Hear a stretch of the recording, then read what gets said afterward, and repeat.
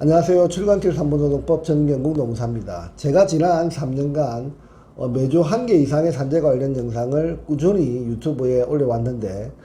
그동안의 주제들 중 뇌심혈관계 질환 산재 사건과 관련해서도 그동안 많은 주제 영상들을 올린 바가 있습니다.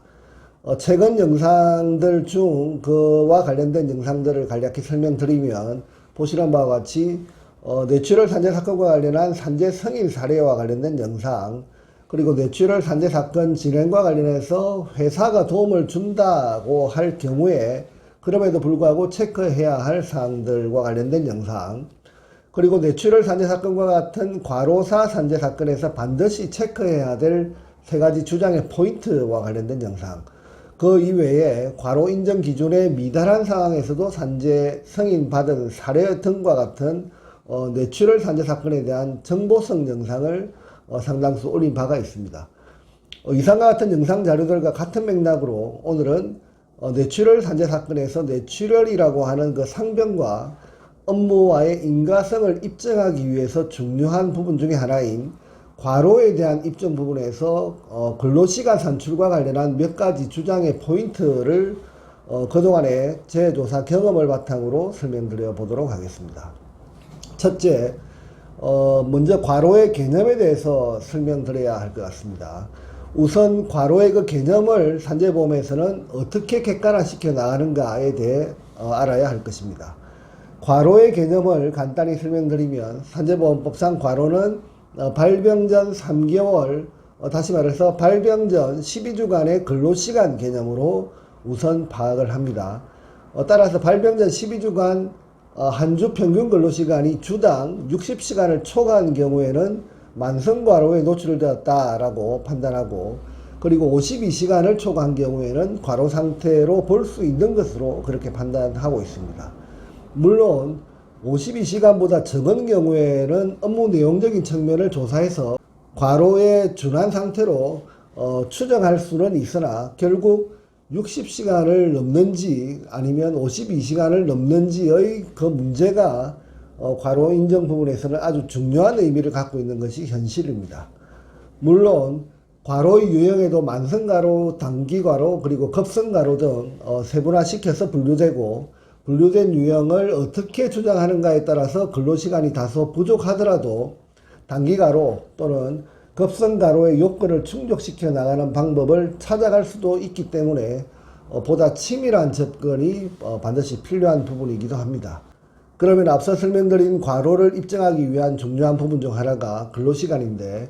근로시간 산출에서 쟁점화되는 부분들 중 하나가 출근 시간의 문제와 그리고 휴게 시간의 문제, 그리고 퇴근 후 업무 시간으로 포함시킬 수 있는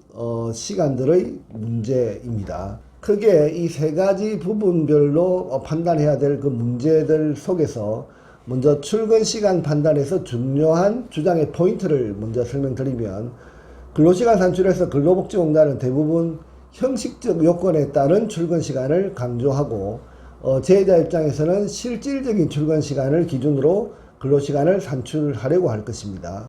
예를 들어서 사내 전산망이 켜진 시간부터 출근 시간을 잡는다든지,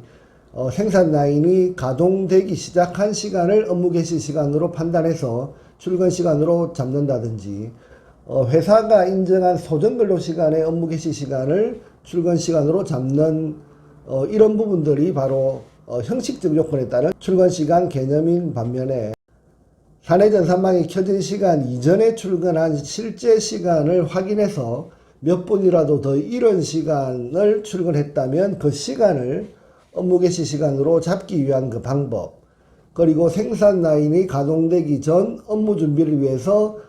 작업복을 갈아입는 시간 또는 통근 버스에서 하차한 시간 등을 찾아내어서 그 시간을 출근 시간으로 주장하는 논리를 찾는 그 방법, 회사가 인정한 소정 근로 시간보다 더 이른 시간에 출근해서 각종 서류 준비를 하거나, 관리자급의 경우에는 소정 근로 시간부터 회의는 시작된다 하더라도 회의 준비를 위해서 조기 출근을 항상 해야 하는 상황 등을 입증해서 조기 출근한 시간을 찾아내는 그 방식 등을 통해서 근로시간을 매일 몇 분이라도 더 확보하는 것이 근로시간 산출을 위해 아주 중요한 의미를 갖는다라고 볼 수 있겠습니다.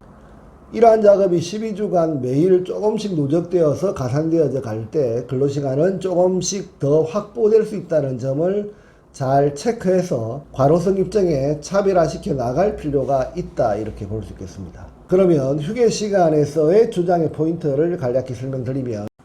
휴게시간의 경우에도 생산라인의 경우 점심시간 1시간 휴게시간 그 이외에 오전과 오후 15분 정도 중간 휴게시간이 근로계약서에 부여되어져 있는 경우가 있습니다. 이런 경우에도 이러한 휴게시간 1일 15분 그리고 15분 이렇게 총 30분이 휴게시간으로 정해져 있고,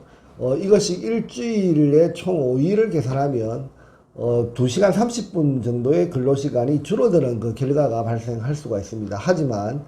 지난번 제가 유튜브 영상에서 소개드린 바와 같이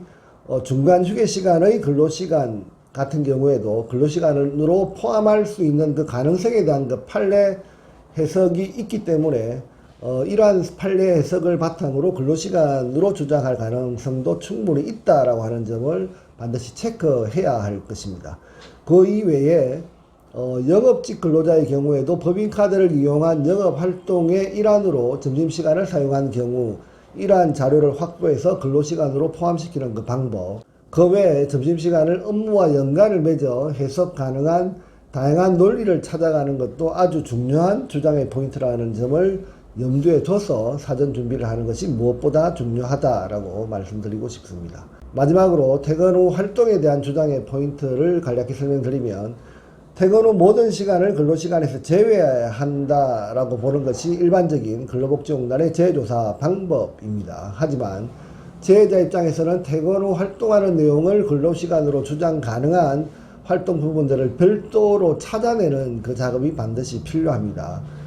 이러한 업무적 활동 부분을 잘 취합해서 정리한다면 한 주당 평균 근로시간을 단 몇 시간이라도 가산시켜 나갈 수 있기 때문에 아주 중요한 역할이다 라고 볼 수 있겠습니다. 퇴근 후 영업활동을 위한 법인카드의 사용 내역이나 퇴근 후 회사 지정 교육을 수강하기 위한 학습활동 등과 같이 사건 유형별로 다양한 방식으로 업무 관련성이 있는 업무 종료 후 활동들이 있을 수 있다는 점도 잘 체크하면서 근로시간을 최대한 확보하는 그 전략을 체계적으로 미리 잘 수립할 필요가 반드시 있습니다.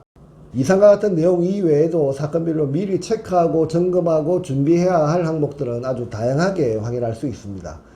출근 시간, 그리고 휴게 시간, 그리고 퇴근 후 활동 시간 등에서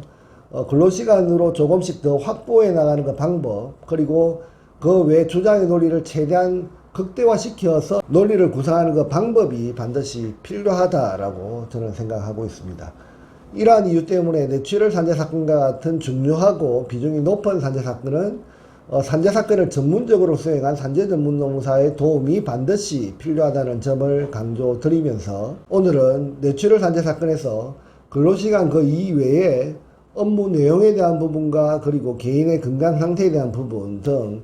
다양한 주장 논리를 치밀하게 준비할 필요가 있겠지만, 무엇보다도 근로시간 부분에서 근로시간을 최대한 확보하기 위해서 한 번쯤은 체크해야 할 만한 몇 가지 주장의 포인트를 설명드리는 시간을 가져봤습니다. 감사합니다.